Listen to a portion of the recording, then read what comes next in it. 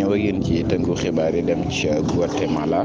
jeexal ko ca Guinée Conakry ci kilifa réew yu Guatemala ñoom nag daal dina ne teg loxo ñeenti téeméeri doomi aadama yoo xam ne daal seen yéene moom mooy bàyyi ko ci seen réew daal di dugg ci réewum États-Unis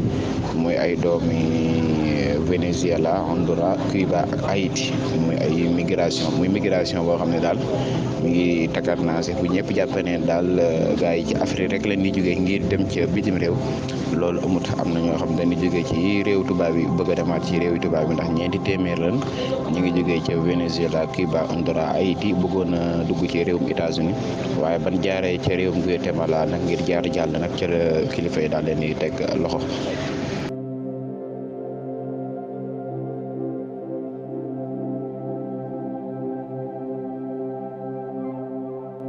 di bis boo xam ne askanu Guinée yi de suñu ko fàtte mukk ndax 28 septembre 2009 askanu Guinée doonoo demoon ca stade 28 septembre doon fa amal doxu ñaxtu doon métti lu daal président colonel Moussa Dadis Camara bi nga xam ne moo nekk ci pouvoir ba 24 décembre 2008 ba 15 janvier 2019 mu joxee réew ma ndax wér-gu-yaramam waaye lu jiit mu joxee réew ma nag dafa amoon yéene daal bokk ca élection ya ngir daal di jël bopp réew ma askan wa génn di ko naqaru ba nemee ca stade ba nag fële leen armée ba fekk daal di tiire seen kaw daal cay faat lu tollook téeméeri doomi adama ak juróom-benn lu ëpp téeméeri jigéen yoo xam ne daal jonoonoo àgg seen kaw crime yooyu nag fukki doomi adama ak benn lañ ci tuumal tey jii la leen war a àtte tey jii la procès bi war a tàmbale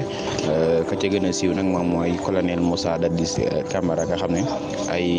weer ci ginnaaw rek ginnaaw bi mu exilé dem Maroc laaxatu ji ndax wér gi yaramam daal di joxe pouvoir ba par intérim kooku tamit joxaat ko ka nga xam ne mooy Alpha Condé ngi daanalaat ko jamono ji tamit colonel Doumbouya moom moo yore réew ma ñu bëri nag jàppale procès bi ñëpp ñu ngi ko doon xaar am ñu ne daal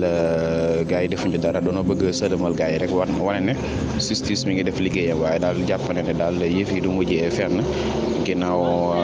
fukki at ak ñett yoo xam ne ni daal ñu ngi ko doon